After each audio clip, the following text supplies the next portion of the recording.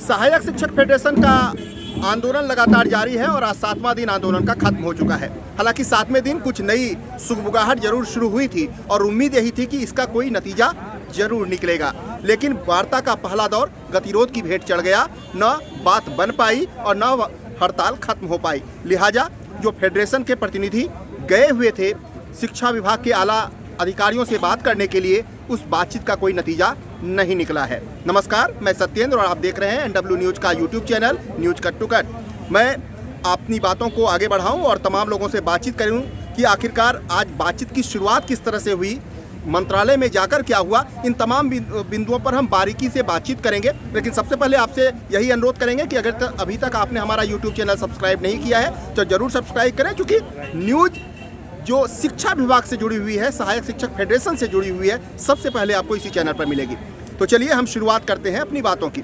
सबसे पहले हम मनीष जी से बात करेंगे और हम चाहेंगे कि वो सिलसिलेवार तरीके से बताएं कि आखिरकार कितने बजे उनके पास फ़ोन आया, उसके बाद ये कब गए, कहाँ गए, किस तरह से इनकी मुलाकात हुई और फिर बातचीत का क्या कुछ वहाँ पर ऐसा रास्ता तैयार हो रहा था लेकिन फेडरेशन ने उसे मंजूर नहीं किया। मनीष जी, सबसे पहले आप सिलसिलेवार तरीके से, चूंकि काफ़ी सारा ये तो बातें सही हो गई कि आपको वार्ता के लिए बुलाया गया था, लेकिन हम चाहेंगे कि हमारे दर्शकों को और अपने सहायक शिक्षक फेडरेशन के जो साथी हैं या जो सहायक शिक्षक हैं उनको आप पूरी तरह से बताइए कि कितने बजे आपके पास फ़ोन आया, आप लोग कहाँ गए, कहाँ मुलाकात की गई और फिर वार्ता के दौरान आपसे क्या कुछ कहा गया।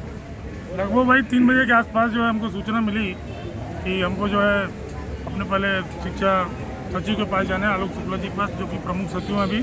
उसके बाद वो आपको मुख्यमंत्री जी के पास ले जाएंगे। अभी वो शायद मुख्यमंत्री जी बाहर हैं, लेकिन रात तक संभवतः मुलाकात हो जाएगी।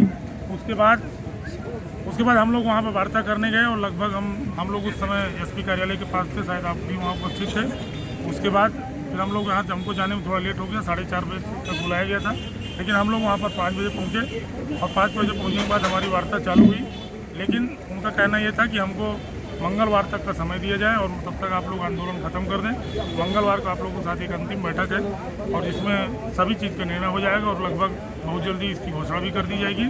हम लोगों ने साफ साफ बोला कि जब तक हमारी मांग पूरी नहीं हो जाती, आदेश नहीं हो जाता है, माननीय मुख्यमंत्री जी घोषणा नहीं कर देते कि आपको ये मिलेगा और कब से मिलेगा, तब तक हमारा आंदोलन जारी रहेगा। बहुत अधिकारियों के द्वारा बहुत कुछ बोला गया इस बीच में कि कैसा भी है, सरकार भी ऐसा पैसे वित्तीय की समस्या, ढेर सारी अपनी बातों को रखा। हमने भी कहा कि हम 3 साल से आपके सामने अपनी बातों को रख रहे हैं, आप बार बार हमको जो है घुमाने का प्रयास कर रहे हैं। इस बार हम तभी जाएंगे जब हमारी मांग पूरी हो जाएगी। नहीं तो हम यहाँ से जाने के बाद हम अपने सहायक शिक्षक साथियों को क्या जवाब देंगे, क्योंकि अनिश्चितकालीन अंधार है। मंगलवार तक अगर आप बोल रहे हैं तो मंगलवार को अगर हमारी मांग पूरी हो जाएगी तो मंगलवार को आंदोलन समाप्त कर देंगे, लेकिन फिर अभी आंदोलन जारी रहेगा। जो बातचीत का सिलसिला चल रहा था, इस दौरान क्या लग रहा था, या जो पिछली दफ़ा आप से जो शिक्षा सचिव की बातचीत हुई थी उन्होंने कहा था कि हम लोग प्रारूप दिखाएंगे। जाहिर सी बात है कि जब आखिरी दौर की बातचीत नहीं हुई है तो इसका मतलब है कि रिपोर्ट तैयार नहीं हुई है। लेकिन बातचीत के दौरान क्या कुछ ऐसा आपको एहसास हो रहा था कि सरकार आपकी दिशा की तरफ या आपकी सोच की तरफ बढ़ रही है, या यूँ कहें कि गतिरोध वहीं अटका है जहाँ पर आप लोगों ने हड़ताल की शुरुआत की थी?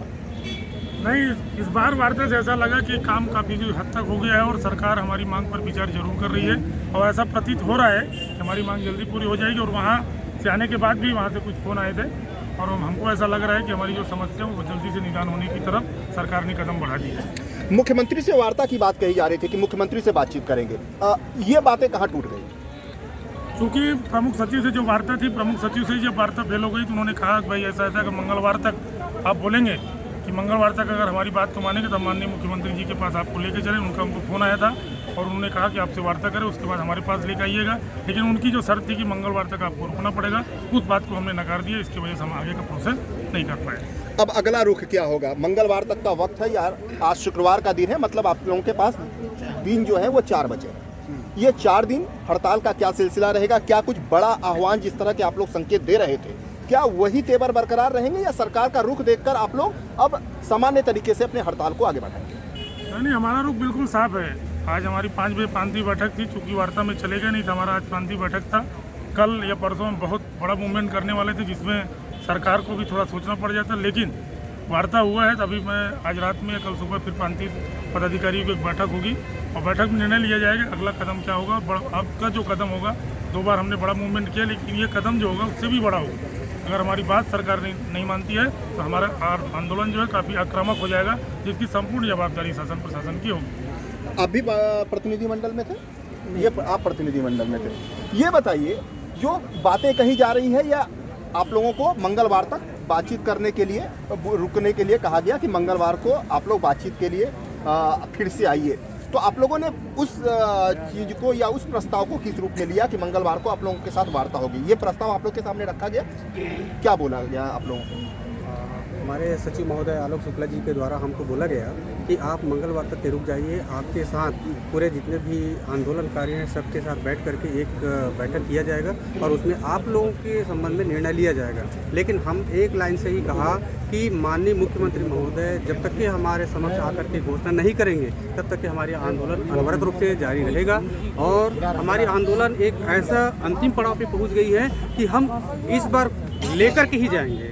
हमारे एकदम आत्मविश्वास है, सभी साथियों में आत्मभर विश्वास है, हम यहाँ पर आए हुए हैं और जब तक कि हमारी वेतन विसंगति दूर नहीं होगी तब तक कि हम लोग यहाँ पर डटे रहेंगे। और निश्चित तौर से इस बात को एक्सेप्ट किया माननीय आलोक शुक्ला जी ने, सचिव साहब ने, कि वास्तव में आप लोग का तो दृढ़ता है वेतन विसंगति को लेकर के है और वेतन विसंगति निश्चित तौर से दूर होगा। सी.डी. भट्ट, कार्यकारी प्रांत अध्यक्ष जी। ये बताइए कि जो बातचीत के दौरान क्या हड़ताल खत्म करने का दबाव ज़्यादा बन रहा था कि हड़ताल आप लोग खत्म कीजिए, या यूं कहा जा रहा था क्या कि कार्रवाई यहाँ जो चल रही है उसे लेकर कुछ बातें कही गई वार्ता के दौरान? जो है अधिकारियों के माध्यम से टालने का जोर से प्रयास, बोलिए, थोड़ा सा जोर से बोलिए। अधिकारीगण जो है हड़ताल जो है टालने का प्रयास कर रहे हैं, जिससे हम सहमत नहीं हैं। रिपोर्ट अभी तक नहीं बना है, 90 दिन के अंदर रिपोर्ट उनको जारी कर देना था, आज तक रिपोर्ट बनी नहीं है, इसलिए हम जब तक रिपोर्ट जारी नहीं होगा तब तक वार्ता में भी नहीं जाएंगे। तो जो मंगलवार को जो वार्ता की बात कही जा रही है उस दौरान क्या आप लोगों का क्या रुख रहेगा?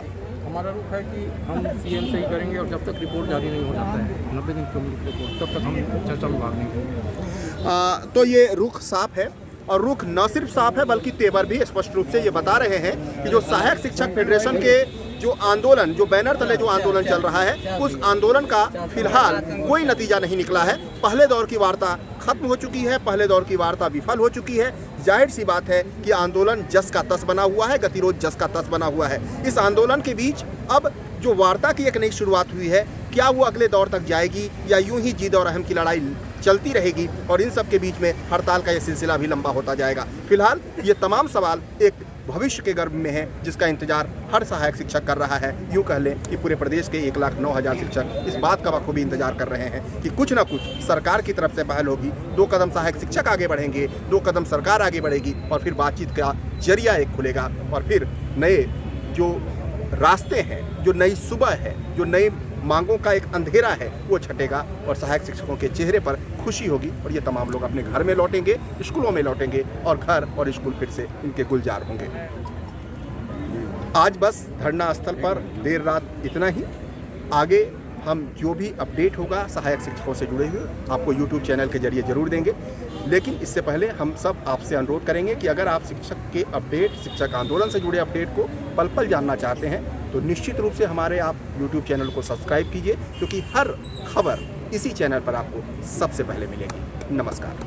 मैं छत्तीसगढ़ के महतारी के माटी पुत्र परम सम्मानी भूपेश बघेल जी से पूछना चाहता हूं कि हम भी छत्तीसगढ़ के माटी पुत्र हैं और हम छत्तीसगढ़ के पूरे 146 विकासखंड में शिक्षक अलग अलग जगह और हमने कोरोना काल में बुलेट के बोल के साथ साथ बहुत सारे कार्यक्रम किए और हमारे बच्चों को शिक्षा से वंचित नहीं किए और आपने हमारे कारण से पूरे प्रदेश में एक नाम कमाया और राष्ट्रपति से अवार्ड हुए।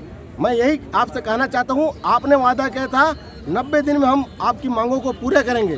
क्या हुआ तेरा वादा, क्या हुआ वो इरादा? हम यही चाहते हैं कि आप हमारी मांगों को अतिशीघ्र पूरा करें, नहीं तो हम रायपुर की इस धरती में जन सैलाब लाएंगे। मैं ये चाहता हूँ कि आप हमारी मांगों को जल्दी पूरे करें। मैं शंकर साहू, छत्तीसगढ़ सहायक शिक्षक जिला राजनांदगांव। Thank you.